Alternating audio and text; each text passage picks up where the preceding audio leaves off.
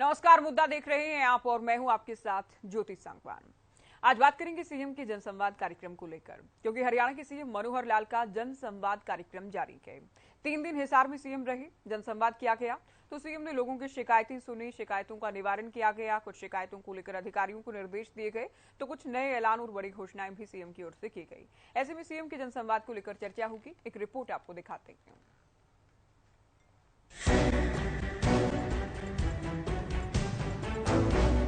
जैसे जैसे चुनाव करीब आ रहे हैं, सभी सक्रिय हो गए हैं।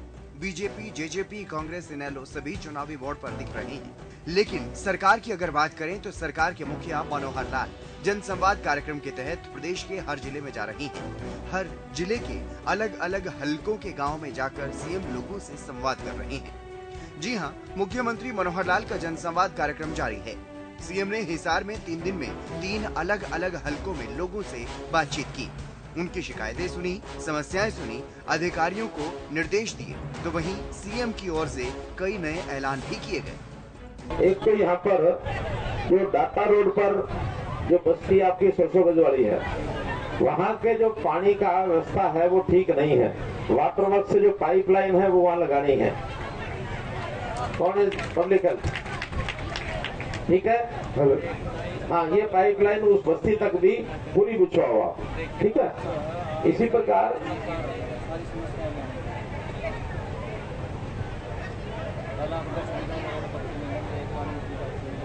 छोटराम स्टेडियम, इसकी 4 दीवारी का निर्माण, स्टेज और 1 हॉल कमरा, ठीक है। ये रूरल डेवलपमेंट कराएगा, स्टेट से आएगा सर, स्टेट से आएगा, लेकिन आप ही के उसमें आएगा तो एक ही काम पूरा करा दो। एक यहाँ जो प्राइमरी स्कूल है इनका और जो सीनियर सेकेंडरी स्कूल है उसका लेवल काफी नीचे हो गया, उसमें मिट्टी डलेगी। डीडब्ल्यू या डीओ है, उसका लेवल काफी नीचे है। लेवल भी ऊंचा करना, बिल्डिंग बननी है जिन्हें, उसका एस्टीमेट भी तैयार है जी। बिल्डिंग का एस्टीमेट तैयार है? हाँ जी, दोनों काम कर दो। ठीक है जी, धन्यवाद। ताकि ये स्कूल का बच्चों का पढ़ने का स्थान ये अच्छा होना चाहिए। ये नहीं कि हाँ बरसात में पानी आ गया, वहाँ खड़ा है, बिल्डिंग कच्ची है, कभी को कल को दुर्घटना हो जाएगी तो मुश्किल हो जाएगी। इसलिए बिल्डिंग भी बनाओ और उसका लेवल भी ऊंचा कर दो। जाहिर है सभी दल मिशन 2024 में जुटे हुए हैं। विरोधी दल अलग अलग मुद्दों को लेकर सरकार पर हमलावर हैं, तो मुख्यमंत्री मनोहर लाल के प्रयास और दावे हैं कि सरकारी योजनाओं का तेज रफ्तार से क्रियान्वयन हो। सरकार चुनावी घोषणाओं को भी पूरा करने पर जोर दे रही है। इसी कवायद में सीएम मनोहर लाल जनसंवाद के माध्यम से लोगों के बीच जाकर उनकी शिकायतें सुन रहे हैं, नई सौगात दे रहे हैं। ऐसे में सवाल ये कि सीएम का जनता से सीधा संवाद चुनावी लिहाज से बीजेपी के लिए कितना कारगर साबित होगा, और सीएम जिस रफ्तार से पूरे हरियाणा के सभी जिलों में जा रहे हैं, ऐसे में विरोधी दलों के पास जनसंवाद कार्यक्रम का आखिर क्या तोड़ है। News desk, Haryana news.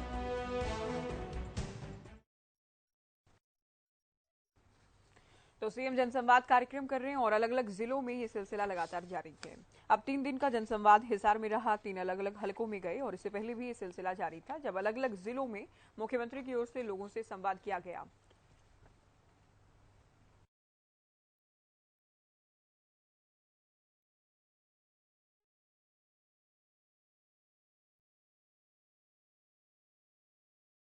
सरकार के मुखिया का कार्यक्रम है, लेकिन बीजेपी के लिए कितना कारगर ये चुनाव के लिहाज से साबित होगा, कितना चुनावी फायदा मिल सकता है। और चूंकि प्रयास तो जारी है कि जो घोषणा या जो ऐलान पहले किए गए थे उन्हें तेज रफ्तार के साथ पूरा किया जाए।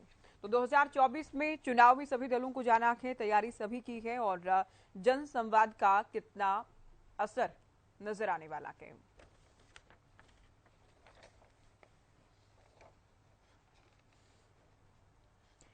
चलिए चर्चा की शुरुआत करते हैं कुछ खास मेहमानों के साथ। बीजेपी प्रवक्ता प्रोफेसर विधु रावल जी हमारे साथ जुड़े हैं, कांग्रेस प्रवक्ता खालिद चहलका हमारे साथ स्टूडियो में हैं, इनेलो प्रवक्ता रजत पंजेटा जी हमारे साथ जुड़ गए हैं, प्रवक्ता आम आदमी पार्टी सुखवीर तंवर जी, जेजेपी प्रवक्ता नलिन हुड्डा, राजेंद्र जादून वरिष्ठ पत्रकार हमारे साथ चर्चा में जुड़ गए हैं।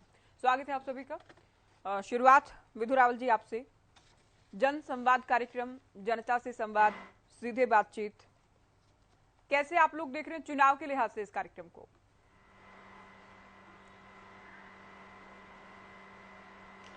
ज्योति जी, भारतीय जनता पार्टी का एक मिशन है और वो मिशन है भारतवासियों के चेहरे पर मुस्कान लाना। गरीब कल्याण और सेवा के माध्यम से जिस प्रकार से जन जन का कल्याण हो और हरियाणा खुशहाल हो, इसके लिए निरंतर पहले दिन से, जब से 26 अक्टूबर 2014 में हमारी सरकार बनी, तब से ही मनोहर लाल जी इस काम में जुटे हुए हैं। देखिए, जिस प्रकार से पहली जो हमारी पारी थी उसमें पहले ही महीने 22 के 22 जिलों का उन्होंने जिस प्रकार से दौरा किया था और वहाँ पर लोगों के बीच में गए थे। इसके बाद फिर अगले चरण में 90 के 90 विधानसभाओं में, जहाँ पर भारतीय जनता पार्टी का विधायक है वहाँ पर भी, और जहाँ पर भारतीय जनता पार्टी के विधायक है वहाँ पर, जहाँ नहीं है वहाँ पर भी, सभी जगह वहाँ पर गए थे। उसके बाद ये तीसरा चरण मैं मानता हूँ कि जन संवाद का ये इस प्रकार से है, जो चल रहा है पूरा दिन जो है एक पूरे हलके के अंदर बिताना और वहाँ पर जन समस्याओं का मौके पर ही समाधान करना। मुझे लगता है ये अपने आप जो है, जिस प्रकार से जन संतुष्टि का एक उत्कृष्ट जो हम दिखा रहे हैं, ये अपने आप में उदाहरण है कि किस प्रकार जनता के लिए सरकारें होनी चाहिए। यहाँ तो ऐसे उदाहरण रहे कि जो है अपना घर भरने तक केवल सीमित रहे, लोग पनिश हुए हैं, लोगों को कोर्टों ने सजा दी है भ्रष्टाचार के मामलों में, केवल अपने लिए, अपने परिवार के लिए लोग काम करते रहे, केवल जातिवाद क्षेत्रवाद के लिए काम करते रहे। लेकिन इस प्रकार से जनता की भी कोई सरकार बन सकती है, ये देश की जनता ने और प्रदेश की जनता ने 2014 में देखा, और इसी कारण से प्रदेश की जनता और देश की जनता जो है भारतीय जनता पार्टी को सिर आंखों पर बिठाए हुए है। और उसी नाते से हम देखते हैं कि हर चुनाव दर चुनाव भारतीय जनता पार्टी का ग्राफ बढ़ता जा रहा है। हम चुनाव के लिए काम नहीं करते, जो लोग चुनाव के लिए काम करते हैं उनको किस प्रकार से जनता पटखनी देती रही है। हम 12 मास जो है जनता की सेवा में जिस प्रकार से सेवारत रहते हैं, उस नाते से जनता ने हमें हमारे निरंतर हमारे रिपोर्ट कार्ड में हमें एक्सीलेंट और डिस्टिंक्शन के साथ लगातार जो है मेरिट हमें देती रही है। और यही आज देख रहे हैं कि विपक्ष में जो लोग गए हैं उनके प्रति जनता को बिल्कुल किसी प्रकार की सहानुभूति नहीं, उनका ग्राफ धीरे धीरे और कम होता जा रहा है। और भारतीय जनता पार्टी ने प्रो इनकम्बेंसी किस प्रकार से होती है उसको डिफाइन किया है अपने काम के द्वारा, अपने आप काम का उदाहरण प्रस्तुत करते हुए हरियाणा को जिस प्रकार से शीर्ष पर हम ले गए हैं। तो यही जनता देखती हुई जा रही है। और जनता के साथ मिलकर काम करना, जनता के लिए काम करना, पंक्ति में खड़े अंतिम व्यक्ति के लिए काम करना, अंत्योदय की भावना से काम करना और बिना भेदभाव के काम करना, सभी के लिए काम करना, उस पार्टीगत काम नहीं, जातिगत काम नहीं, क्षेत्रवादगत काम नहीं, परिवारवादगत काम नहीं, भ्रष्टाचार को उन्मूलन करना, उसको खत्म करना, पूरी तरीके से नष्ट नाबूद करना, इस काम के लिए जो है भारतीय जनता पार्टी लोगों के बीच में अपनी एक विशिष्ट पहचान बना चुकी है। जी खालिद जी, सीएम भी जहां भी जा रहे हैं, सीएम शुरुआत से कह रहे हैं कि सबका साथ, सबका विकास, सबका सम्मान, ये हमारा सिद्धांत है, हमारा नारा है। हरियाणा एक हरियाणवी एक हमारा नारा है। इसी सिद्धांत के साथ हम काम कर रहे हैं। और पिछले कार्यकाल में भी हमने देखा कि सभी 90 हलकों में मुख्यमंत्री गए थे, अब भी हर एक हलके में जाने का प्रयास है जनसंवाद कार्यक्रम के माध्यम से। देखिए ज्योति जी, बीजेपी और जेजेपी की सरकार इस समय प्रदेश में है, पिछले 5 सालों में बीजेपी की सरकार रही। तो नारे और नाम देने में बड़ी मस्त सरकार एकदम से नारे बहुत सुथरे देती है। जैसे ये दिया जन संवाद कार्यक्रम, अभी हमारे बीजेपी के प्रवक्ता बोल रहे थे मिशन, मुस्कान, खुशहाली, ये सब चीजें, ये असल में है क्या, थोड़ा इसको समझ लीजिए। मातम का नाम हाकिम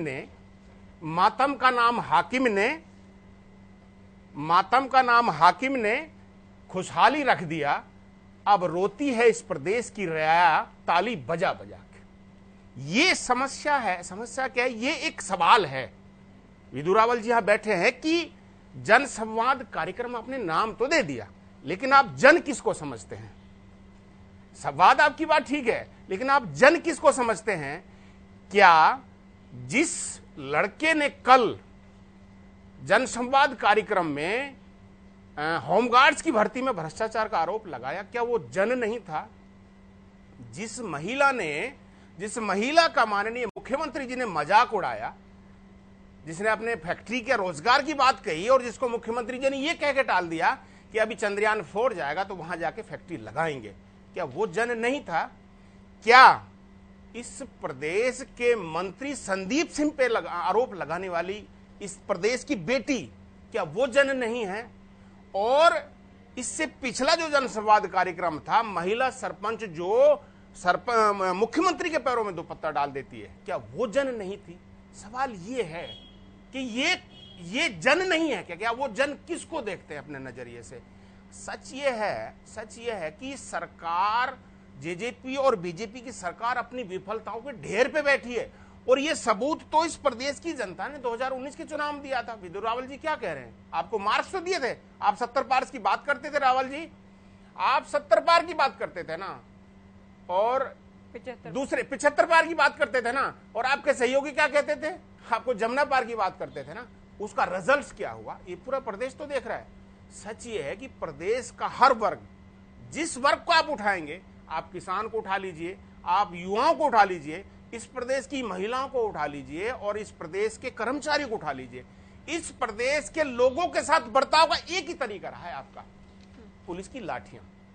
पुलिस की लाठियों ने आपके इस प्रदेश के लोगों के सवालों का जवाब दिया है। जो लोग सवाल ये करते हैं कि मेरी ये समस्या है या हमारी ये तकलीफ है, हमारे वर्ग की ये तकलीफ है, तो लोगों का सवालों का जवाब क्या देती है सरकार? पुलिस की लाठियां उनका जवाब देती हैं। आपको क्या लगता है, आपके कार्यक्रम में, आपके कैमरा के सामने एक महिला का रोजगार की बात करती है तो क्या आप उसका मजाक उड़ाएंगे? एक महिला आपके अपने ऊपर हुई प्रताड़ना की शिकायत आपसे करती है और अपना दुपट्टा मुख्यमंत्री के कदमों में डालती है, तो आप क्या करेंगे? उसका मजाक उड़ाएंगे, उसको भगाएंगे? सच ये है कि मैं करीब 10 जनसंवाद कार्यक्रम देख चुका हूं। जो लोग सवाल उठाते हैं वो मुख्यमंत्री की नजर में जन नहीं है। जन वो हैं जो इनकी गलत विरोधियों की बौखलाहट भी कहा गया कि ये बौखलाहट नहीं है। आप उनको क्या कहते हैं? तो हम क्या मान सकते हैं? हमने एक बार सुना भी, मुख्यमंत्री की ओर से भी कहा गया, बीजेपी नेताओं की ओर से भी कहा गया कि जनसंवाद कार्यक्रम इतना लोगों तक पहुंच रहा है, लोकप्रिय हो गया कि लोग पसंद कर रहे हैं, लोकप्रिय विपक्षी दल अपने लोगों को भेज रहे हैं। लिए खुद की पीठ थपथपाना अच्छी बात है, कोई बुराई थोड़ी है, कोई मना थोड़ी करता है, इसमें पैसे थोड़ी लगने हैं, इसमें चार्जेस क्या हैं? सरकार का तंत्र है, सरकार का, प्रदेश के लोगों का पैसा है, पीठ थपथपाइए ना आप अपनी अच्छे से, कौन मना कर रहा है? लेकिन इसका जवाब आपको आने वाले चुनाव में मिलने वाला है। विधु जी कुछ काउंटर करना चाह रहे हैं? इसको आने वाले चुनाव में आपको जवाब मिलने वाला है, और प्रदेश के लोग देख रहे हैं आपने किस तरह से जन का संवाद किया है, वो लोग देख तो रहे हैं, तो उसका जवाब आने वाले चुनाव में मिलेगा। विधु जी बोले। देखिए, ये सारी बातें जो इन्होंने कही हैं, ये बिल्कुल ठीक यही बातें 2019 से पहले कहा करते थे। 2019 के नतीजे इन्होंने ये रावल जी ये परसों का वाकया है। रावल जी ये तो परसों का वाकया है। आप किसी भ्रष्टाचार के खिलाफ आवाज उठा, रावल जी प्लीज, खाली जी सुनो तो सही प्लीज, आप किसी भ्रष्टाचार के खिलाफ आवाज उठाने वाले नौजवान को आप किसी पार्टी का कार्यकर्ता अलाउ कर देते हैं, घोषित कर देते हैं? ये तो परसों की बात है, 19 के पहले की बात नहीं है। आपने कुछ कहा, वो उत्तर दे रहे हैं, संक्षेप में उत्तर देंगे, उसके बाद हम चर्चा को आगे बढ़ाएंगे। उन्हें बोलने दीजिए। आप आपकी पार्टी का, खालिद जी, कांग्रेस पार्टी का शीर्ष नेतृत्व जो है, नच से लेकर नाखून तक जिस प्रकार भ्रष्टाचार में लिप्त है, उसके बाद आकर कांग्रेस के प्रवक्ता आकर यहाँ पर बात करें भ्रष्टाचार की हटाए की, मैं नहीं लगता। जिस प्रकार पूरे हरियाणा के अंदर जो है कांग्रेस राज में जमीनों का बंदरबांट किया गया, रॉबर्ट वाड्रा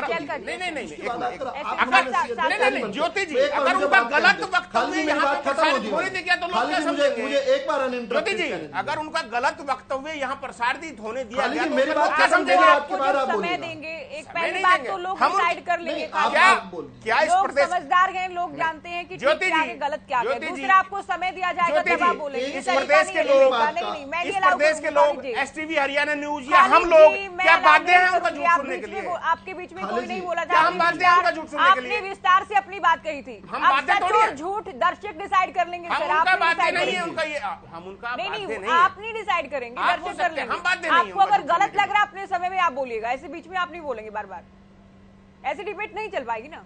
हम बाध्य नहीं। आप जल्दी कंप्लीट कीजिए राहुल जी अपनी बात। मेरा तो ये निवेदन है, मैं आपके बीच में मैं क्या आपके बीच में बोल नहीं सकता था क्या? नहीं, मैं आपको, मुझे म्यूट करवाना है। का विषय है ज्योति जी, मैं बोलूंगा नहीं, आप उनसे कहिए कि तर्क संगत बात करें, ऑन रिकॉर्ड बात करें। ये ऐसी खालिद जी आप तर्क संगत बात करें, तर्क संगत बात सुन तो रहे हैं, आपको सुना था सभी ने, सुन रहे। आपके प्रायोजित आंदोलनों के बावजूद आप आज भी हाशिए पर खड़े हैं। आपके संगठन के अंदर जूतों की में खीर बट रही है। आप जनता की मुस्कान को मातम की संज्ञा दे रहे हैं। मातम दरअसल आपके भीतर है। मातम इसलिए है क्योंकि जनता ने आपको सत्ता से बेदखल किया है। आपको अपने आसपास का मातम जो है वो जनता की मुस्कान नहीं दिख पा रही है, उस मातम में इतना डूबे पड़े हैं। लेकिन बड़ा विषय क्या है कि हर चुनाव दर चुनाव भारतीय जनता पार्टी को जो जिस प्रकार का प्रचंड बहुमत मिल रहा है, ऐतिहासिक प्रदर्शन भारतीय जनता पार्टी कर रही है, जीत में भी और हार में भी। हारते हैं तो भी इतनी वोट लेकर जाते हैं जितनी इतिहास में कभी नहीं लेकर गए। तो इसके बावजूद जो है, और इससे बड़ा आपको तर्क क्या चाहिए, इससे बड़ा तथ्य सबूत और क्या चाहिए? आप चुनाव का देखिए, आप लोगों को चुनाव में हारने के बावजूद भी 2014 में जनता ने नकार दिया, 19 में फिर से नकार दिया। 75 बार याद है। इस प्रकार से भारतीय जनता पार्टी की तीसरी बार अरे आपने क्या कहा था, 5 सीटें आएंगी आपकी। आप भी तो चुनाव लड़ने गए थे तो अपनी सरकार नहीं है। अरे भाई आप वहां पर कहकर गए थे 5 सीटें लेकर आए। आपने भी तो 75, 80, 90 भाजपा को करियाने के बाद सरकार के साथ बैठा है। आपने भी नहीं, अपनी बात बताओ ना, आपकी सरकार क्यों नहीं आई? पूरे प्रदेश की क्या पूरे प्रदेश भाजपा को करियाने के बाद चर्चा में जोड़ लूं। ठीक है, आपने कह दिया कि मातम जो है कांग्रेस के खेमे में है, जनता भी मातम नहीं है। आपकी बात इसी के साथ आ गई है। नलिन हुड्डा जी, आप लोग भी राजस्थान तक की तैयारी कर रहे हैं। बीजेपी अपने कार्यक्रम कर रही है संगठन के लिहाज से, और सरकार के मुखिया मनोहर लाल पूरे प्रदेश में जा रहे हैं। तो जेजेपी कैसे देखती है इस कार्यक्रम को? बीजेपी के लिए कितना फायदेमंद हो सकता है चुनावी लिहाज से? देखिए, बीजेपी पार्टी स्तर पर क्या कार्यक्रम बनाती है ये तो बेहतर बीजेपी के प्रवक्ता बता सकते हैं, लेकिन चुनाव जैसे जैसे नजदीक आ रहा है तो दोनों ही पार्टियों के संगठन बड़ी मजबूती के साथ हर विधानसभा सीट पर और हर लोकसभा सीट पर अपने अपने कार्यकर्ताओं को मोटिवेट कर रहे हैं, काम कर रहे हैं। और मैं समझता हूं कि शायद इसी का ये एक बेहतर तरीका है कि जन संवाद कार्यक्रम होल्ड करना, लोगों के बीच में जाना, उनकी समस्याएं सुनना। और ऐसे ही पैटर्न पर जननायक जनता पार्टी भी आपने देखा होगा कि लोकसभा वाइज रैली ऑर्गेनाइज कर रही है। विभिन्न गांवों में, कॉलोनियों में, सेक्टरों में, शहरों में कार्यक्रम दुष्यंत चौटाला जी के हो रहे हैं, जिसमें वो ज्यादा से ज्यादा लोगों से मिल रहे हैं और लोगों के साथ संवाद स्थापित कर रहे हैं। आज विपक्षी जो हैं, चाहे वो कांग्रेस हो, चाहे वो लोकदल हो या चाहे कोई अन्य पार्टी हो, उनको ये रास नहीं आ रहा कि कार्यक्रमों में पब्लिक सरकार में बैठी हुई पार्टियों के साथ क्यों जुड़ रही है और किस तरीके से जो ये मोमेंटम बिल्डअप हो रहा है, शायद इसको ये पचा नहीं पा रहे हैं। तो इनका जो विरोधाभास है और इनकी जो आपसी गुटबाजी है, वो जिस तरीके से सामने निकल के आ रही है सार्वजनिक तौर पे इनकी मीटिंगों में, जहां इनके जो जिला वाइज जो पर्यवेक्षक लगाए गए हैं, प्रभारी लगाए गए हैं, उनके सामने जब हाय हाय के नारे लग रहे हैं और नेता दूसरे नेता के ऊपर लांछन लगा रहे हैं, उसको ये कंट्रोल नहीं कर पा रहे।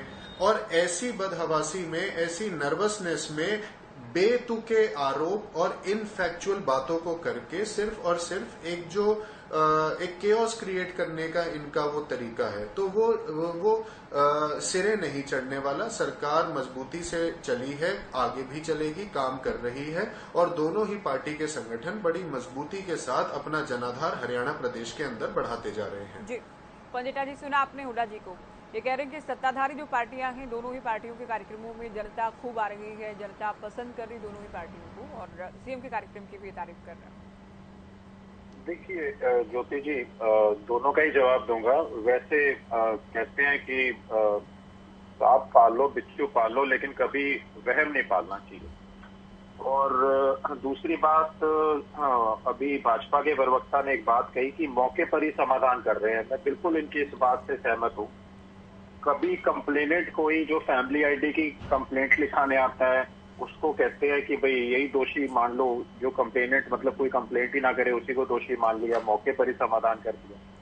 किसी को चंद्रयान 4 के ऊपर जब जाएंगे उसमें भेज देंगे, मतलब इनको ये भी नहीं पता कि चंद्रयान में कोई ह्यूमन नहीं जाता है, कोई इंसान नहीं गया है उसके अंदर, मगर चलो पता नहीं ये चंद्रयान में कैसे फिट करेंगे। अगली बार जा सकता है भेजने के, अगले चंद्रयान 4 में जा सकता है। चलिए कोई बात नहीं, अगले मिशन में जा सकते। विदु रावल जी को भेजेंगे उसमें, ठीक है जी। आप खुद जाइएगा फिर बताइएगा, उसके बाद बीच में ना बोले।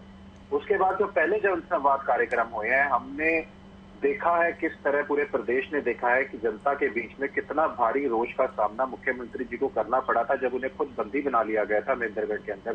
सिरसा में जब जनसंवाद हुआ तो सिरसा के अंदर एक महिला ने बताया, वो विधवा थी और उसका जवान बच्चा चला गया, तो उसको मुख्यमंत्री जी ने ये कह के अपमानित किया, तू तो सीखी सिखाई है। और जो डिटेल्स आ रही हैं वो ये आ रही है कि मुख्यमंत्री जी सोच रहे हैं कि ये जनता निराश नहीं है, सरकार को बदनाम करने की कोशिश हो रही है। तो इससे बड़ा भ्रम और क्या होगा कि जब खुद जितनी आप ज्योति जी जितनी घोषणाएं हैं उसमें मुख्यमंत्री जी खुद मान रहे हैं, ज्यादातर सड़कों का उसमें जिक्र है कि निर्माण करवाएंगे। खुद मान रहे हैं कि स्कूलों की सड़कें टूटी हुई हैं, स्कूलों की छतें दीवारें टूटी हुई हैं, अब हम जाके निर्माण करवाएंगे। मेरे पास पूरी लिस्ट है, वो आ जाती है, आपको भी पता है मीडिया में पहले। तो वो आज मुख्यमंत्री जी को याद आई है, ये दिखा है, तभी तो जनता में रोष है। उस सच्चाई को ही मानने में, एक्सेप्ट करने में दिक्कत हो रही है आज मुख्यमंत्री को। उसके बाद बात हो रही थी यहाँ पे, जो इसमें भी हिसार में भी हुआ है, अभी तक आज तक सारे के सारे जो प्रवक्ता जजपा के और भाजपा के स्पेशल गिरदावरी से मना करते रहे हैं। लेकिन पहली बारी आज ये भी घोषणा हुई है कि सब कह रहे हैं कभी ड्रोन से हो गया, कभी कुछ हो गया। उसके बाद मुआवजे को ही लेके जो पोर्टल के जंजाल में उलझा के रखा हुआ है किसान को, पोर्टल में वजह से दिक्कतें क्या आई, सरकार ने 25 जुलाई को बीमा कंपनियों को नोटिफाई किया। उसमें लेकिन बीमा कंपनियों की कंडीशन होती है कि 72 घंटे के अंदर क्लेम रजिस्टर कराए, तो मई जून जुलाई जो 3 महीने से किसान था वो तो क्लेम कर ही नहीं पाएगा, वो तो वंचित रह जाएगा उससे। वहां से ना तो खुद किया, ना कभी कभी ड्रोन से कर देंगे, कभी कुछ कर देंगे। ये तो है बाढ़ के मामले में। उससे पहले जो बारिश की वजह से फसल खराब हुई थी, उसमें सरकार ने खुद माना था 14 लाख एकड़, और आई फिर अपने चहेतों में बांट दिया, 2 लाख एकड़ कर दिया, और वो भी 67,000 कुछ किसान चुने। और उससे जो सच में जिनकी फसल खराब हुई है उनमें तो बट नेचुरल है कि उसके अंदर रोष आना ही आना है। भाई हमारी फसल खराब हुई पड़ी है, सबके पास अपने फोन में उनके वीडियो हैं, फोटोग्राफ हैं, ले ले सरकार। अब स्पेशल गिरदावरी नहीं कराई जाती थी, उसके लिए अब मान रही है कि मुख्यमंत्री जी खुद मान रही है। आप खुद देखिए उसके अंदर इसका भी जिक्र है। तो आप, और हाँ एक बात इन्होंने और करी कि वोट बहुत आएंगी बीजेपी को, ये इस बात से मैं इनकी सहमत हूँ। ये बात ना इनके निरंतर कई बहुत से जो इनके नेता है, एमपी है, मिनिस्टर है, अलग पूरे देश में कहते आए हैं। अभी हाल ही में इनके सांसद है, एमपी है डॉक्टर अरविंद, उन्होंने तो ये दावा ही कर दिया ईवीएम में जहां भी वोट डालोगे वोट तो भाजपा को ही जाएगी। यानी ईवीएम में वो खुद मान रहे हैं भाजपा के लोग, क्यों कैसे इनको वोटें आ रही हैं। इनकी बात से भी मैं सहमत हूँ। अब इन्होंने बात किया, जो भाजपा के प्रवक्ता कर रहे थे, इनसे ये पूछें कि ये उपलब्धियों के मामले आपने किसान की आय दुगनी करनी थी, आप मुझे बताएं कि आपने किसान की लागत कैसे दुगनी कर दी। दुगनी नहीं कर दी, ये मैं गलत बोल गया, ये मुझसे क्षमा प्राप्त है, 3 से 4 गुना कर दिया आपने। आपको किसने कहा था सरकार में आके जीएसटी लगा दीजिए किसानों के उपकरणों के ऊपर? आपको किसने कहा था कि आप 100 रुपए लीटर तेल कर दीजिए? नहीं रुकिए, मैं शुरू कर दीजिए। 100 रुपए लीटर तेल कर दीजिए। आज लगभग 30 लाख पढ़े लिखे ग्रेजुएट युवा है हरियाणा के अंदर, लेकिन सरकार ने मानने को तैयार नहीं है। वो बेरोजगारी नहीं, 3 गुना करेंगे तो 100 रुपए बनता है। बिल्कुल बिल्कुल बिल्कुल बिल्कुल। आप एक मिनट सुनिए ना। फिर पेपर लीक जो बार बार ये सरकार करा रही है, उसके बारे में आप क्यों उनके बारे में क्यों एलपीजी सिलेंडर ले लीजिए, पेपर के बाद जो रिजल्ट आया उसके बाद चौटाला साहब ने पीछे से अलमारी काट ली थी। एलपीजी, अरे उन्हीं का समर्थन लेके तो सरकार चला रहे हो, है ना? उन्हीं का लेके चला रहे हो ना। क्या हुआ, सांप सूंघ गया? विड्रॉ कर लो सपोर्ट। आज टीवी में बताओ विधु रावल कितना बड़ा ज्ञानी है, विधु रावल कितना बड़ा वो कहते हैं आत्म सम्मान वाला आदमी है। विड्रॉ कर लो सपोर्ट। व्यक्तिगत मत हो, व्यक्तिगत मैंने नाम नहीं लिया किसी का हुए, मैंने किसी का नाम नहीं लिया। चलिए उसके बाद विधु रावल का नाम ले रहे हो बार बार। विधु रावल के आदमी का नाम नहीं है। प्रदेश के युवाओं ने पक्की भर्ती मांगी, इन्होंने क्या किया, 1 साल का कौशल रोजगार कच्ची भर्ती कर दी। एमएसपी के ऊपर गारंटी कानून मांगा, वो नहीं देंगे। आपने कितनी भर्ती की थी? आपने 11,000 भर्ती की थी अपने 6 साल में। कम लिया मैंने, मैं यहाँ 1,11,000 हो गई है। क्या बातें कर रहे हो भाई? 1 साल में 7,500 ही आई। आपने 6 साल में 11,000 भर्ती था तो हमने 9 साल में 1,11,000 विधु जी, आप क्यों नहीं टोक रहे? क्या वजह है? रावल जी, ज्योति जी क्या वजह है? क्यों नहीं टोक रहे इनको ज्योति जी? आप क्या वजह है? कोई खास है जो इनको नहीं आप टोक रहे मेरे वक्तव्य में? मुझे पूरा करने दें। कोई खास वजह तो आप नहीं। इन्हें बोलिए ना, आप मैं इन्हें बोल बोलिए। चुकी इनके बीच में हूँ पंजिटा जी, मैं तो आपको ये कह रही हूँ आप जल्दी कंप्लीट करें अपने बहुत लंबा हो चुका है, बहुत लंबा हो चुका है। आप घर पर आप दोबारा से अगर डिबेट को सुनेंगे तो आपको पता चलेगा आप लगभग सभी विषयों पर बोल चुके हैं। बिल्कुल हो चुका है। हमने जनसंवाद से शुरू किया था पंजिटा जी, मैंने आपको भी नहीं टोका जब आप विषय के अलावा सभी विषयों पर बात कर चुके। मैंने आपको नहीं टोका, उसकी कोई खास वजह है क्या? मैंने आपको नहीं टोका, उसकी क्या खास वजह है पंजिटा जी? मैं किसी को नहीं टोक रहा, आपको पता है मेरा विनम्र चलिए निवेदन है, आप पूरी कीजिए अपनी बात जी। उसके बाद ज्योति जी मुद्दा था कि कितने किसानों से, अभय सिंह जी को भी जिनको नॉन सीरियस कहते हो, बड़े सीरियस मुद्दे उठाते हैं प्रदेश की जनता जब ये देखती है कि कर्ज के लिए कितने किसानों ने आत्महत्या की, कितना कर्जा है किसानों के ऊपर, उस मुद्दे को ये कहते हैं इनको नॉन सीरियस है और नेम करके बाहर निकालने का काम करते हैं। जब भी कभी युवाओं के रोजगार की बात करते हैं, आज बच्चे विदेश में जा रहे हैं, उनकी डेड बॉडीज आ रही हैं, उनके बारे में बात करते हैं, उन्हें नॉन सीरियस कहते हैं। किसानों के बारे में बात करते हैं, उन्हें देश में एक सीरियस तो बता दीजिए एमएलए जिसने इस्तीफा दिया हो किसानों के लिए, लेकिन नहीं, बात नहीं करेंगे। लेकिन ज्योति जी मुझे खत्म करने दीजिए। अब बात आती है ओल्ड पेंशन स्कीम की। इतने वो क्यों जा रहे हैं, उनसे क्यों नहीं संवाद कर रहे, क्लर्कों से क्यों नहीं संवाद कर रहे, किसानों से क्यों नहीं संवाद कर रहे, आम जनता से क्यों नहीं संवाद कर रहे, बच्चों से, युवाओं से संवाद क्यों नहीं कर रहे? कौन कर रहा है? हम ही तो कर रहे हैं, हम ही तो कर रहे हैं संवाद उनसे। अब मुंह मियां मिट्ठू, हम ही तो कर रहे हैं संवाद, आपने लगातार संवाद कर रहे हैं। ठीक है पंजिटा जी, सर आपने सभी विषयों पर बात कर ली, आपने हरियाणा के लगभग हर एक मुद्दे पर बात कर ली आपने। अभी मुझे चर्चा आगे ले जाने दीजिए, अभी चर्चा में आगे बढ़ने दीजिए। राहुल जी आएंगे आपके पास, मैं पहला जवाब ले लूं तंवर जी से। देखिए तंवर जी, तरीका तो कम से कम ये अच्छा है कि सीएम खुद जनता के बीच जा रहे हैं, सीधा संवाद कर रहे हैं, उनकी शिकायतें सुन रहे हैं, उनका निवारण करने का प्रयास कर रहे हैं, नए ऐलान भी सीएम की ओर से इस दौरान किए जा रहे हैं। देखिए ज्योति, किस प्रकार से मुख्यमंत्री जी जनसंवाद कर रहे हैं। आम आदमी पार्टी का ये कहना है मुख्यमंत्री जी जनसंवाद नहीं कर रहे, जन अपमान कर रहे हैं। और इसका प्रत्यक्ष उदाहरण है आम आदमी पार्टी के नेताओं और कार्यकर्ताओं को जिस प्रकार से जहां भी मुख्यमंत्री जी का जनसंवाद कार्यक्रम होता है उससे पहले ही जिस प्रकार से गिरफ्तार किया जा रहा है। आज माननीय मुख्यमंत्री खट्टर साहब को और भारतीय जनता पार्टी को जिस प्रकार से आम आदमी पार्टी जो राष्ट्रीय राजनीतिक दल है उसके बढ़ते हुए लोकप्रियता से जिस प्रकार की बौखलाहट है वो देश और प्रदेश सब देख रहा है। इसके अलावा मुख्यमंत्री जी को जनसंवाद में बताना ये भी चाहिए, जो अगर हम शिक्षा की बात करें, स्कूल इन्होंने हजारों स्कूल बंद कर दिए, स्कूलों के भवन नहीं है, तकनीकी संस्थान नहीं है, और शिक्षा का निजीकरण का जिस प्रकार से इन्होंने प्रयास किया है वो छिपे हुए नहीं है। स्वास्थ्य के नाम पे जिस प्रकार से सीएचसी पीएचसी में कोई सुविधाएं नहीं है, और सबसे बड़ा प्रत्यक्ष उदाहरण गुड़गांव में 10 साल से अस्पताल में ईंट नहीं लगी, इससे बुरा बेड़ा गर्क नहीं हो सकता। और हरियाणा के साथ लगते हुए दिल्ली और पंजाब में बिजली फ्री है और हरियाणा में सबसे ज्यादा रेट है, और जिस प्रकार से आम आदमी पार्टी के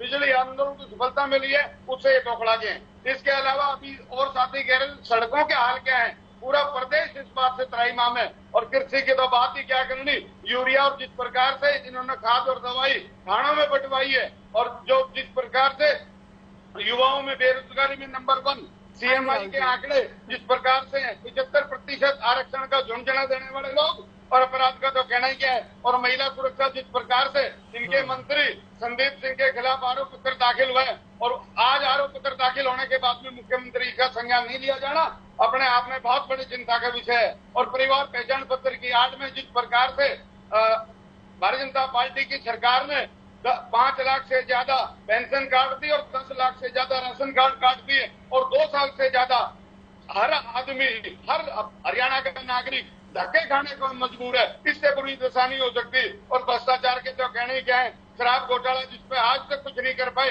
रजिस्ट्री घोटाला एक्सपीएससी में करोड़ों रुपए लेना पकड़ा गया सीएस अफसर, और लगभग पेपर लीक हुए हैं, लगभग में मुकदमे दर्ज हैं, और कौशल विकास में घोटाला, नगर निगम में घोटाला। जी आपकी बात पूरी हुई।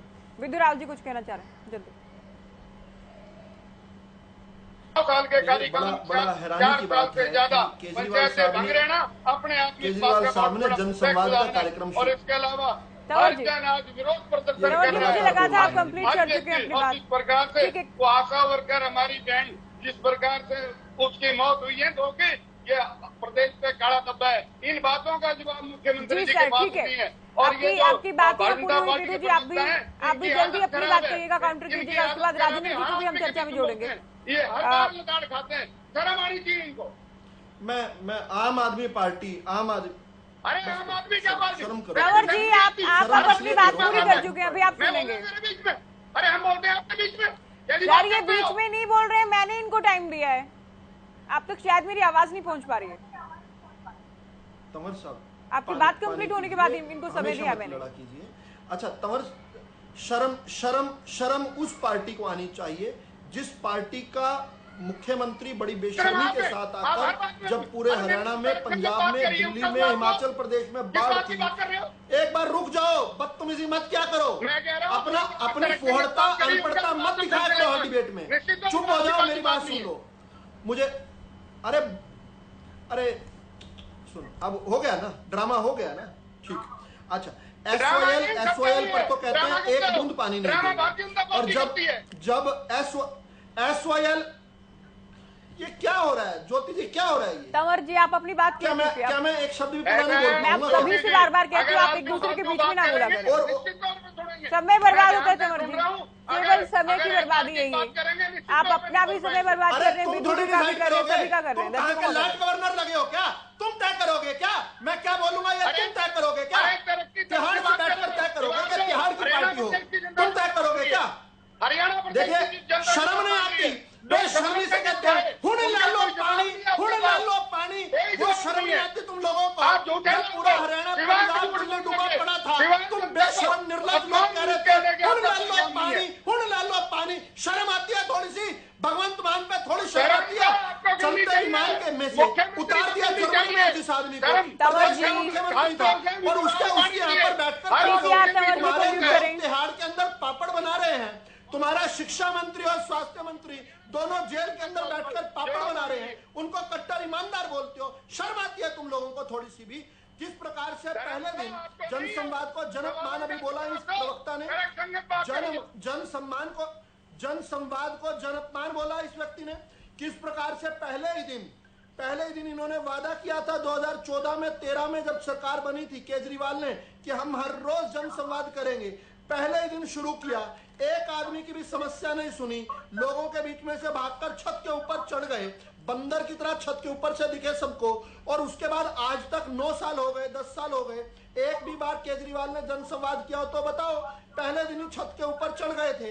इस प्रकार के लोग आकर हमारे हरियाणा की जनता को बदनाम करेंगे, जनअपमान बोलेंगे। इस बात को एसवाईएल के ऊपर एक शब्द नहीं बोलना, दुनिया भर के विषयों पर बात करेंगे। कहना चाह रहे, एक बार मैं राजेंद्र जी को डिबेट में जोड़ते हैं, क्योंकि काफी समय हो गया है, काफी समय से राजेंद्र जी केवल सब कुछ सुन रहे हैं।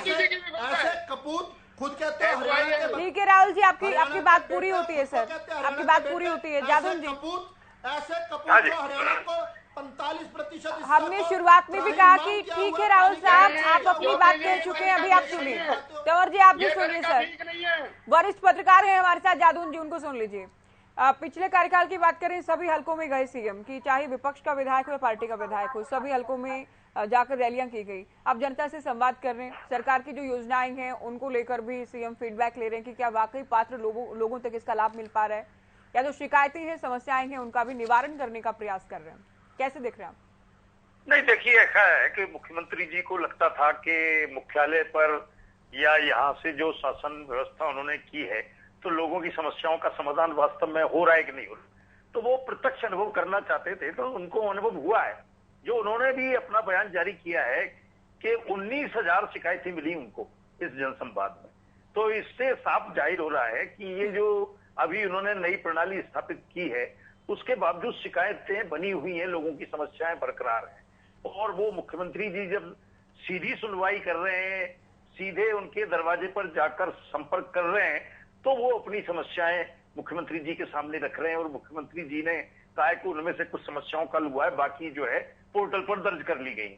अब चुनाव करीब है, मुझे लगता है कि मुख्यमंत्री जी को बहुत स्पीड अप करना चाहिए अपना सिस्टम, क्योंकि चुनाव आने से पहले उन सारी समस्याओं का समाधान होना चाहिए। अब ये तो इसकी घोषणा मुख्यमंत्री जी करेंगे कि जो 19,000 समस्याएं आई थी उनका समाधान हो गया है, और अभी तो जनसंवाद जारी है, समस्याएं और बढ़ेंगी। तो किस तरह से देखिए, अभी हरियाणा में सेवा का अधिकार आयोग भी स्थापित है, सीएम विंडो भी है शिकायत के लिए, और तमाम प्रणालियां हैं, और कष्ट निवारण समिति, लोक संपर्क और कष्ट निवारण समितियों की बैठकें भी होती हैं। इसके बावजूद 19,000 शिकायतें अभी तक आई हैं। तो ये सरकार को अपना आत्मावलोकन करना चाहिए कि सरकार की नीयत ठीक है, काम कर रही है, लेकिन काम जिस ढंग से, जिस स्पीड से होना चाहिए उतना कहां हो पा रहा है। तमाम मुख्यमंत्री जी की घोषणाएं पुरानी जो है अब तक पूरी नहीं हो पाती, विधानसभा में भी क्वेश्चन आते हैं। तो इस पर देखने की जरूरत है कि इतना ये स्लो मोशन की मूवी क्यों हो गई है। सरकार का जो बदला हुआ तंत्र है, जो राजनीतिक प्रणाली उन्होंने बदल दी है, और वो इतने धीमी गति से क्यों चल रही है, ये देखने की बात। बिल्कुल। खालिद जी कुछ कहना चाह रहे हैं? खालिद जी, साथ ही हिसार की ही बात करें, क्योंकि 3 दिन सीएम ने लगाए हैं। पीपीपी को लेकर भी कहा कि विरोधी चाहते हैं खत्म कर दिया जाए, लेकिन हम खत्म नहीं करने देंगे। मैं भी यही कह रहा था कि जब आप बीजेपी के प्रवक्ता से और उनके सहयोगी से सवाल करते हो, जैसे नलिन जी अभी कह रहे थे, नलिन जी क्या ये जो आपने कहा कि इनकी पार्टियों को पर्यवेक्षकों में पर्यवेक्षक जाता है जिले में, तो वहाँ बदसलूकियां हो रही है, क्या ये भी आपके जनसंवाद कार्यक्रम का हिस्सा है क्या? कि इस पे भी हमको चर्चा करनी है। देखिए, जनसंवाद कार्यक्रम आपको जो हो रहा है, आप उसमें गड्ढे भर रहे हैं, अपने सरकार के गड्ढे आप भर रहे हैं। आपने 10 साल बात नहीं कर रहा था, मैं आपके संगठन की स्थिति आपको बता रहा था। ये आपके जनसंवाद, ये जो आपका विषय है, हम अपने घर में क्या कर रहे हैं, क्या आपको लगता है कि ये मुद्दा आपके जनसंवाद कार्यक्रम का मुद्दा है क्या? कि प्रदेश के लोग आपका मुद्दा है? आपने जो वादे किए, आप तो कहते थे उनको जमुना पार कर आएंगे, आपको तो हक ही नहीं है बोलने का, आपको तो नलिन जी हक ही नहीं है बोलने का। अरे नलिन जी सुनो, आपको अधिकार ही नहीं है बोलने का, और आपको पता लगेगा जब आप चुनाव में जाएंगे, आपको पता लगेगा जब चुनाव में जाएंगे।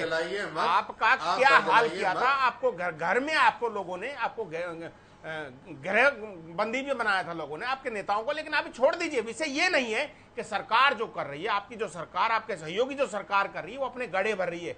जिस लेवल का काम ग्राम प्रधान को करना चाहिए कि ये नाली बना दीजिए, यहाँ एक खड़ंजा बना दीजिए, यहाँ एक हैंडपंप लगा दीजिए, आपको लगता है मुख्यमंत्री के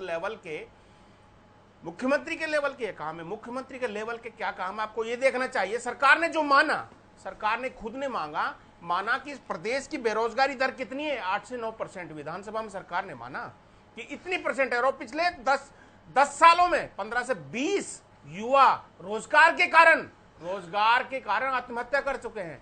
ये 2 लाख 27 नौकरियां रिक्त पड़ी हैं। ये है जनसंवाद के लिए करने का कार्य। इनमें आप क्या कर रहे हैं, ये बताना आपको चाहिए प्रदेश को कि जो 2 लाख 27 नौकरियां रिक्त पड़ी हैं, उसमें आपने कितनी भरी। आप टेम्परेरी का वादा देकर लोगों को गुमराह मत करिए। आपको जवाब ये देना है, आपको जवाब देना है। महिला सुरक्षा की बात करने वाले लोग, उनके मंत्री उनके साथ क्या कर रहे हैं। रिसेंटली एक मामला हुआ जिला पलवल में, आपको पता होगा कि एक महिला शिकायत लेके जाती है एसएचओ के पास अपनी प्रताड़ना की, और एसएचओ उस महिला को अपने सहयोगी के साथ उनको भेज देता है उनके साथ सितम जुल्म करने के लिए। ये आपकी सरकार में हो रहा है। आपको ये देखना चाहिए, आपको देखना चाहिए कि आप एक पोर्टल शुरू करते हैं, एक पोर्टल खत्म हो जाता है, जब वो पोर्टल शुरू होता है तो दूसरा खत्म हो जाता है।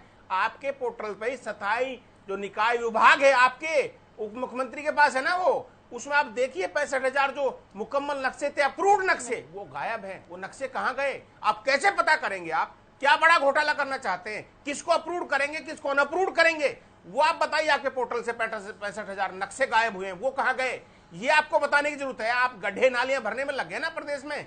ये गड्ढे नालियां आपके खोदे हुए हैं, जिसमें आपको 6 महीने बाद आपको गिरना है। वो तो उस तरफ ध्यान दीजिए जो मुद्दे हैं प्रदेश के लोगों के। आपने अब रिसेंटली एक महिला को पुलिस ने लाठियां बरसाई, आशा वर्कर को उसकी मृत्यु हो जाती है, उसका जवाब कौन देना का?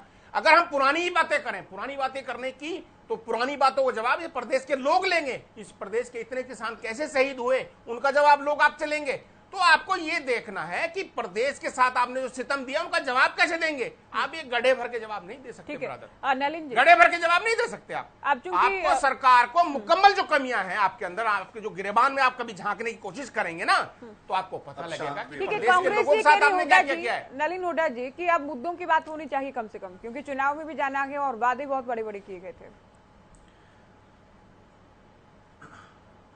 ये इन्होंने अपने संगठनात्मक आईना मैंने इनको दिखाया था, इन्होंने वो बात मोल्ड कर दी। मेरा कहने का संदर्भ ये था कि जो भी बीजेपी द्वारा, चाहे वो जन संवाद कार्यक्रम हो या जननायक जनता पार्टी द्वारा जो जनसंपर्क कार्यक्रम चलाए जा रहे हैं, उसमें जिस तरीके से लोग आ रहे हैं वो इनको रास नहीं आ रहा। जहां पर ये जनसंपर्क और जनसंवाद कार्यक्रम चल रहे हैं, दूसरी तरफ कांग्रेस में अपनी ही पार्टी के अंदर जो गुटबाजी है वो कहीं पर भी काबू आने का नाम नहीं ले रही। तो इसके ऊपर मैंने टिप्पणी की थी और इसके ऊपर मैंने कोई गलत नहीं कहा। आप चाहे फरीदाबाद की मीटिंग देख लीजिए, गुड़गांव की मीटिंग देख लीजिए, अन्य किसी जिले की मीटिंग देख लीजिए। मीटिंग में क्या हुआ ये छोड़ दीजिए, आप ये बता दीजिए प्रदेश के किसान के ऊपर 57,907 रुपए कर्जदारी क्यों है? पूरी होने दीजिए, मैं आपके ये बताइए ना। ज्योति मेरी मीटिंग का छोड़ दीजिए, कांग्रेस कमेटी की मीटिंग में क्या हुआ उसको छोड़ दीजिए। आप ये बताइए कि प्रदेश के किसान के ऊपर 57,907 करोड़ का कर्जा क्यों है, वो कैसे हुआ है, उसका जवाब दीजिए आप। मेरी मीटिंग का छोड़ दीजिए। इनके बीच में नहीं है, जो मुद्दा है, जो आपके जनसंवाद कार्यक्रम की जो आपकी उपलब्धियां हैं, आपका पीठ थपथपाने का आप सुनेंगे तभी तो जानेंगे ना ये क्या बात पूरी हो जाने दीजिए। थपथपाओ नहीं भाई, अपनी खुद थपथपाओ ना आप। इन्होंने अभी ये कहा कि उन्होंने ये कहा कि अभी ये गड्ढे भरने में लगे हुए हैं और ये छोटे छोटे कामों को तवज्जो दे रहे हैं। अरे ये कामों को तवज्जो देना सरकार का दायित्व है, सरकार का काम है। अगर किसी जनसंपर्क कार्यक्रम में या जनसंवाद कार्यक्रम में कोई भी व्यक्ति अपनी किसी भी समस्या को, चाहे उसकी वो समस्या छोटी हो चाहे बड़ी हो, उसका निवारण अगर प्रदेश के अंदर नहीं खाली जी आप लगातार नहीं बोलते रहे, मुझे म्यूट करवाना होगा। एक बात नहीं तरीका गलत है सर, एक भी वाक्य पूरा नहीं कर रहे। ये क्या बात है? एक वाक्य पूरा नहीं कर रहे। एक ही बात बोलनी है। जिस अरे क्यों बोलनी है एक बात? इसलिए बोल अपने टाइम पे आपने सारी बातें बोली, क्यों बोल रही है? पंचायत राज व्यवस्था की बात कर रहे हैं, उसको किस लिए बोलनी है? आप शांत रहिए, आप शांत रहिए और सुनने काम कराने में सवाल ये है, सुनने की भी क्षमता रखिए, वो लोग परिपक्व है कराने में मेरे भाई, सुनने की भी क्षमता रखिए। एक ग्राम प्रधान का काम, पंचायत राज व्यवस्थाएं, पंचायत राज व्यवस्थाएं देश और प्रदेश के अंदर कहां से आई? पंचायत राज व्यवस्थाओं को लागू कहाँ से किया गया? आपको ये देखिए ना, हमने देश के लोगों को पंचायत राज व्यवस्था पंचायत राज व्यवस्थाओं की मार्फत शक्ति देने की कोशिश की, हमने शक्ति देने की कोशिश की। आपने क्या किया? हम उनका काम कर रहे हैं तो वो क्या करेंगे? आपने तो पंचायत राज व्यवस्था को बाउंड कर दिया है, आपने तो लेवल चिपका दिया है। अब ये करेंगे, आप ये नहीं करेंगे। पूरे हरियाणा के प्रधानों ने जिस तरह से आपका जुलूस निकाला, खालिद जी देखना चाहिए आपको। हरियाणा के प्रधानों ने जिस तरह आपका जुलूस निकाला वो देखना चाहिए आपको। खालिद जी को म्यूट कीजिए सर, मेरे पास कोई ऑप्शन नहीं, आपको म्यूट करना हो, शांति से सुनने की क्षमता नहीं है तो इनका अकेले ही भाषण कर लीजिए। ये सबके बीच में ये व्यक्ति बोले जा रहे हैं। आप कंप्लीट कीजिए। मैंने ये कहा कि जनसंपर्क या जनसंवाद कार्यक्रमों में कोई व्यक्ति किसी भी तरह की समस्या का अगर निवारण करने लाता है तो वो समस्या उसके साथ जुड़ी हुई है, उसकी रोजमर्रा की जिंदगी में कहीं ना कहीं वो अहमियत रखती है, जिसका वो निवारण एक उम्मीद के साथ उस कार्यक्रम में आता है कि मेरे मंत्री, मेरे उप मुख्यमंत्री यहाँ पर बैठे हैं तो ये मेरी बात सुनेंगे। और वही काम सरकार करने का काम कर रही है। बड़े फैसले भी लिए जाते हैं, पॉलिसी भी बनाई जाती है और संवाद कार्यक्रमों में जाहिर सी बात है कि जब आमजन आता है तो वो अपनी छोटी छोटी समस्याओं के निवारण के लिए आता है। इसी उद्देश्य से ये कार्यक्रमों का वो करा हुआ है। अब जहां तक ये कांग्रेस की बात है, ये सुनते तो कुछ है नहीं, इसी तरह का ये माहौल बना के, इसी तरह का ये शोर मचा के विधानसभा में भी ऐसे ही वॉकआउट कर जाते हैं। कोई बात थोड़ी करनी होती है इनको यहाँ पर सिर्फ अपनी बात बोल दो और फिर शोर मचा दो ताकि कोई जवाब ही ना दे पाए। तो ये रवैया इनके अंदर बैठ गया है। इनके कार्यकर्ताओं से लेके, इनके प्रवक्ताओं से लेके, इनके नेताओं तक आज सब लोग ऐसे हो चुके हैं। पंजिटा जी देखिए, सीएम उपलब्धियों की जब बात करते हैं तो पीपीपी सिस्टम को लेकर भी कहा गया कि विरोधी भले ही कितना कहें लेकिन हम इसे खत्म नहीं करने वाले हैं क्योंकि सिस्टम में बहुत बड़ा बदलाव आया है। पर्ची खर्ची को लेकर भी दावा करते हैं कि हमने पर्ची खर्ची का सिस्टम खत्म किया है।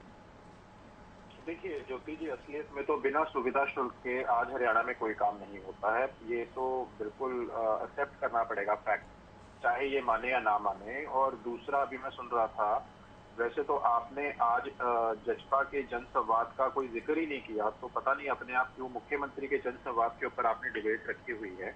लेकिन फिर भी चलो, इनके जो उनके व्यूज हैं वो जनता ने सुने और इनके व्यूज जो मैं बड़ा प्रभावित हुआ इस बात से जब इन्होंने कहा कि जब मुख्यमंत्री जी जनता के ऐसे जनसंवाद प्रोग्राम करेंगे तो उनकी जनता की जो कष्टों का, जो समस्याएं लेके जाएंगे, उनका निवारण होगा। भैया अभी तक कहाँ थे?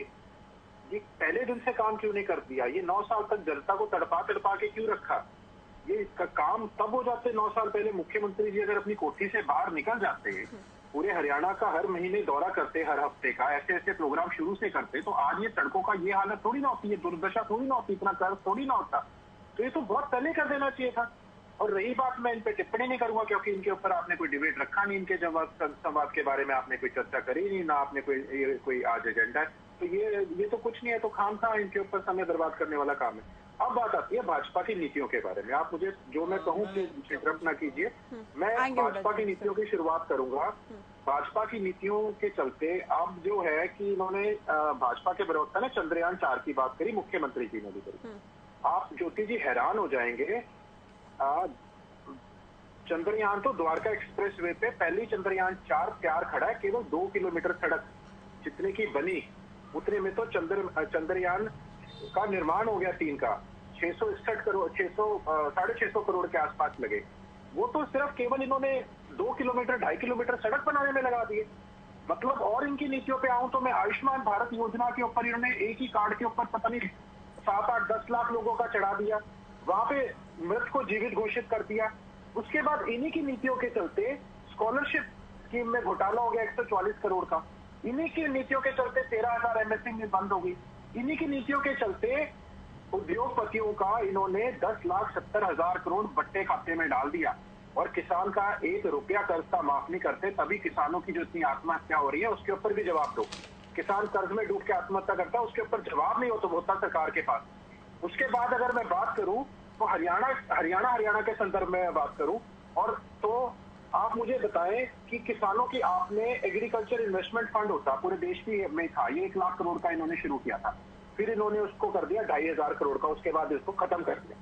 उसके बाद फर्टिलाइजर खाद सबके ऊपर इन्होंने जीएसटी लगाया, डीएपी टाइम पे खाद मिलता नहीं। उसके बाद एफसीआई जो खरीद करती है किसान की उपज की, उसका बजट होता था केवल 2021 की बात करो 4,62,780 करोड़ 97 करोड़ के आसपास। इन्होंने उसको घटा के 1.5 लाख करोड़ कर दिया। ये सब कुछ सरकार की नीतियों की वजह से हुआ है, मेरा इसमें कोई योगदान नहीं है। उसके बाद प्रधानमंत्री फसल बीमा योजना जो आज किसान तंग हो रहा है जिसकी वजह से, उसको भी इन्होंने बजट उसका कम किया। पीएम किसान का 13% कम कर दिया, मनरेगा का 32.9% कम कर दिया। उसके बाद एफसीआई का जो नेशनल फूड सिक्योरिटी एनएफएसए है उसको भी 32% घटा दिया। उसके बाद एक पीएम आशा योजना होती थी जो एमएसपी के लिए बनाई गई थी, उसका भी काफी बजट था, उसको भी इन्होंने खत्म करने का काम किया। ये भी जो सरकार की है ये नीतियों के चलते हुआ। उसके बाद 7.5 लाख करोड़ का एक भारतमाला प्रोजेक्ट है, उसके अंदर घोटाला हो जाता है। अयोध्या डेवलपमेंट के अंदर ये तो आपको भी पता है मिनटों के अंदर कैसे वो करोड़ों की जमीन इनके डीलरों ने भाजपा के लोगों ने खरीदी, वहां 200 करोड़ का घोटाला है, लेकिन वो ज्यादा का है। ग्रामीण विकास मंत्रालय में घोटाला है। उसके बाद अगर आप बात करें एनएचआई में घोटाला है। उसके बाद अगर आप बात करें तो सभी जो प्रमुख इनकी योजना है उनमें कहीं ना कहीं कोई ना कोई घोटाला एकदम सामने आ रहा है। उसके बाद इनसे भाजपा के प्रवक्ता से मैं पूछना चाहूंगा 2-3 बातें। आपने कहा था कि हम C2+50 स्वामीनाथन रिपोर्ट का लागू करेंगे, वो C2+50 क्यों नहीं किया? आपने वो क्यों नहीं किया? आपने कहा था किसान की आय दुगनी करेंगे, आपने वो क्यों नहीं किया? आज खत्म ही कर रहा हूँ, आखिरी कमेंट ले रहा हूँ। देखिए ज्योति जी, अगर इतनी समस्याएं सामने आ रही हैं मुख्यमंत्री के, आज जब जाने का समय आ गया है, तो अगर आप ये देखिए कि शुरू से जाते थे समस्याएं जनता की आती क्या नहीं, तो वो मौके पे उसका कष्टों का निवारण होता क्या नहीं? ये आप सुझाव है आपका कि समय रहते कर लेना चाहिए। मैं अंत में इस बात का उत्तर लूंगी विधु रावल जी से। अभी तंवर जी, बीजेपी प्रवक्ता रावल जी कह रहे थे कि कहा तो अरविंद केजरीवाल ने भी था कि जनता के बीच जाएंगे, जनता से बातचीत करेंगे, लेकिन भूल गए या फिर जाना जरूरी नहीं समझा। अब हरियाणा के सीएम अगर ये कर रहे हैं उसमें आपको आपत्ति है? नहीं, गए थे, एक बार गए थे, जनता ने ऐसी मार मारी कि छत के ऊपर चढ़ गए, उसके बाद दोबारा हिम्मत नहीं की। 10 एकड़ और 1128 एकड़ का जो धरना चल रहा है 1 साल से, उसमें जो विफलता है और 10 से 20 करोड़ की जमीन को मात्र 55 लाख का अधिग्रहण करना चाहते हैं। इन्हीं सभी बातों के ये जो अरविंद केजरीवाल को लेकर कहा कि आप तो दिल्ली और पंजाब की तारीफ कर रहे थे, तो दिल्ली के सीएम ने भी कहा था ना जनता के बीच जाएंगे, लेकिन क्या हुआ? इसके अलावा मैं आपके माध्यम से कहना ये चाहता हूँ, आम आदमी पार्टी ने वॉलेंटियर मैपिंग करी, उसके बाद मेंबरशिप ड्राइव चलाई, उसके बाद प्रदेश कार्यकारिणी का गठन किया, उसके बाद लोकसभा कार्यकारिणी का गठन किया, उसके बाद जिला की कार्यकारिणी का गठन किया, उसके बाद ब्लॉक की कार्यकारिणी का गठन किया, उसके बाद सर्कल की कार्यकारिणी का गठन किया और बहुत जल्दी अब बूथ स्तर पे जा रहे हैं। और निश्चित तौर पे इसी जो आम आदमी पार्टी की क्रियान्वयन है उसको देखकर भारतीय जनता पार्टी के प्रवक्ता और इनके सारे नेता बौखला गए और मुख्यमंत्री की बौखलाहट का परिणाम ये है जिस प्रकार से आम आदमी पार्टी के कार्यकर्ताओं को और नेताओं को अपने ये जो अपमान कर रहे हैं लोगों का जनसंवाद के माध्यम से, उससे पहले आम आदमी पार्टी के कार्यकर्ताओं और नेताओं की गिरफ्तारी करनी पड़ रही है। निश्चित तौर पर बौखला चुके हैं और ये जो भारतीय जनता पार्टी के प्रवक्ता है ये समझ ले बात को, कभी भी बीच में बोलने की चेष्टा ना करें, बीच में फालतू नहीं बोलने दिया जाएगा। और आप अभी विषय पर बात हो चुकी पूरी, आपकी आखिरी समय नहीं सर। जादव साहब आपका आखिरी कमेंट। भी बात का कोई जवाब नहीं जादव जी, ये आपकी विफलता है। ठीक है तंवर जी, अभी सुनिए हम। जादव जी आखिरी कमेंट आपका। नहीं देखिए, ऐसा है जी कि अब चुनाव की करीबी में जनसंवाद के कार्यक्रम हो रहे हैं। ये ठीक है कि ये रेगुलर होने चाहिए थे, हर साल ईयर एंड में होने चाहिए। जनसंवाद के पूरे सेशन के दौरान सरकार ने किस तरह से परफॉर्म किया। आप दावे तो कई तरह के करते हैं लेकिन समस्याएं आ जाती हैं। सीएम विंडो पर भी अभी कई जो शिकायतें आई हैं उनका निपटारा भी कोई 100% नहीं हो गया है। कई तरह की लोक निवारण जो कष्ट निवारण समिति की बैठकें होती हैं जिनकी अध्यक्षता मंत्री करते हैं, हाँ। उसमें भी तमाम तरह की समस्याएं आती है और उनका समाधान नहीं हो पाता। तो समस्याओं का अंबार लगा हुआ है। सरकार तो है इसलिए चुनी इसलिए जाती है कि वो विकास करे और समस्याओं का निवारण करे। तो ये अब एक साथ बल्क में आप जब चुनाव के करीब है, चुनाव के करीब जा रहे हैं तब ले रहे हैं। अभी तो ये और हुआ है कि योजनाओं का लाभ धरातल पर किस तरह से लोगों को मिल रहा है या नहीं मिल रहा है। तो सीएमओ में जो ओएसडी वगैरह और जो सलाहकार नियुक्त हैं उनकी टीम जाएगी, कई जिलों में दौरा करेगी और रिपोर्ट पेश करेगी सरकार को। तो ये चुनाव की नजदीकियों में इतनी हड़बड़ी में काम हो रहा है, इसमें कैसे लोगों के साथ न्याय हो पाएगा। सरकार को कुछ अपनी रणनीति ठीक करनी चाहिए थी। तो शुरू से ही अगर ईयरली ये सारी समीक्षा होती तो मुझे लगता है कि इतना अंबार नहीं लगता। विदुर रावल जी, देखिए ये लगभग सभी पैनलिस्ट ने कहा है कि समय पर अगर जनता के बीच में जाने वाले कार्यक्रम शुरू करते तो शायद और बेहतर होता। आखिरी जवाब।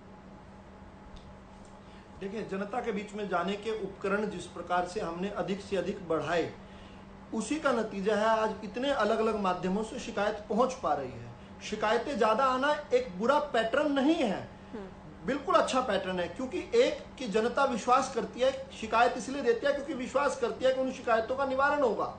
और अलग अलग माध्यम जैसे सीएम विंडो, इन्होंने कहा सभी सीएम विंडो की शिकायतों का निवारण नहीं हो गया, लेकिन हमने सरकार में आकर सीएम विंडो वाला उपकरण लगाया। हमारे से पहले तो एक भी शिकायत नहीं आया करती थी, अगर जब सीएम विंडो ही नहीं थी तो उस पर कोई शिकायत नहीं आती थी। हमने कितने अगर 70, 75, 80, 85% तक अगर हम कामयाबी लेकर आए तो ये सब तो बोनस है ना। बात तो ये है कि हमसे पहले इतनी तरीके थे ही नहीं। दूसरा, जब हमसे पहले वाले जो मुख्यमंत्री होते थे, और मैं कोट करता हूं, बचपन में जब ओम प्रकाश चौटाला जी किसी जगह आया करते थे तो व्यापारी वर्ग, आम वर्ग, गरीब लोग जो है थर थर कांपने लग जाते थे कि हमारे जिले में आज चौटाला आ गया, पता नहीं क्या ले जाएगा।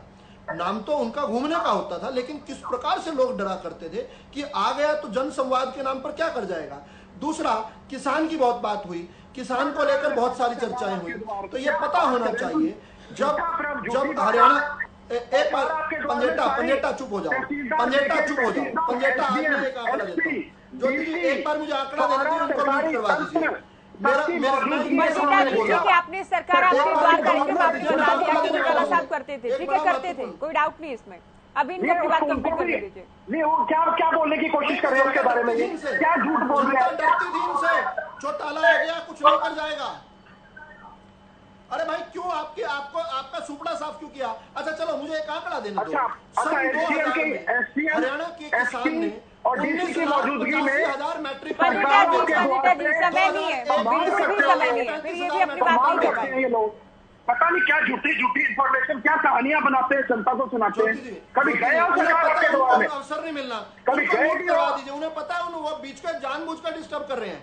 झूठ बोल रहे हो, सबको पता है झूठ बोल रहे हो, नहीं मिलना, इसका समय सबको पता है झूठ बोल रहे हो। जी आखिरी मिनट है सर, मुझे बार-बार वाइंड अप के लिए कमांड मिल रही है, फिर भी मैं आखिरी कमेंट, क्योंकि इनको समय नहीं मिल पाया था इसलिए इनसे मैं जानना चाह रही हूँ, आप बीच में ना बोले प्लीज। देखिए बड़े अचरज की बात है, अभय सिंह चौटाला खुद जैसे हैं वैसे तो हैं ही, उन्होंने आगे प्रवक्ता भी ऐसे रखे हुए हैं। मैं निश्चित तौर पर अभय सिंह चौटाला को बिल्कुल इग्नोर कर जाता जैसे हरियाणा की जनता ने किया, हरियाणा की जनता ने किया, जैसे हरियाणा की जनता ने किया। लेकिन ये मजबूर करते हैं, अभय सिंह चौटाला का डिबेट देख रहे हो तो देखिए, मैं आपके बारे में कुछ नहीं बोलता, अगर ये मुझे मजबूर ना करे, आपको जनता भूल चुकी है, आप क्या प्रासंगिक हैं, विषय पर आपने बात की रस्सी अगली बार। बहुत शुक्रिया विधु जी, शुक्रिया आप सभी का, आप लोगों ने वक्त दिया। तो जनसंवाद कार्यक्रम को लेकर हमने चर्चा की शुरुआत की थी, इसके किस तरह से कारगर साबित हो रहा है, किस तरह से जनता की शिकायतें समस्याएं सुनी जा रही हैं, इसे लेकर चर्चा की फिलहाल दीजिए इजाजत, नमस्कार।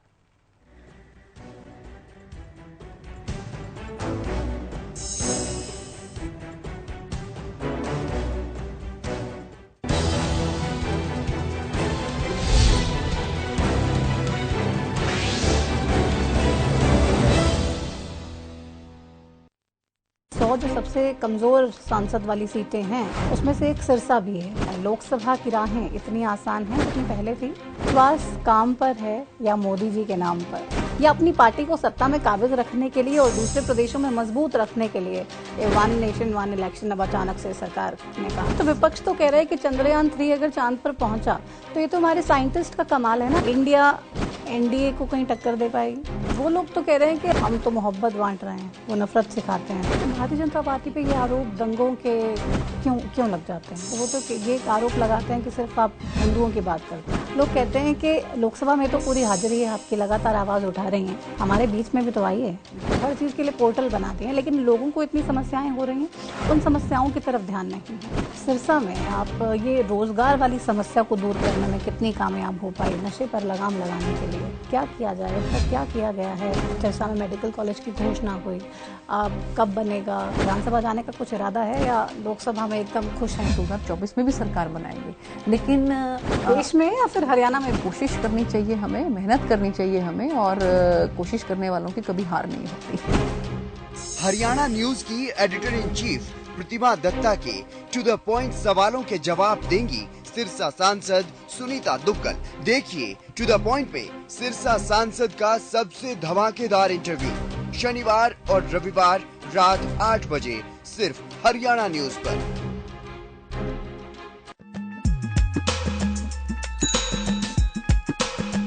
अरे संभल के ताई, अभी ऑपरेशन हुआ नहीं है और तू धाकड़ बनकर टहल रही है। मुझे तो धाकड़ों ने धाकड़ बनाया। अच्छा, इसका मतलब है कि आपका इलाज डॉक्टर धाकड़ ने करा था?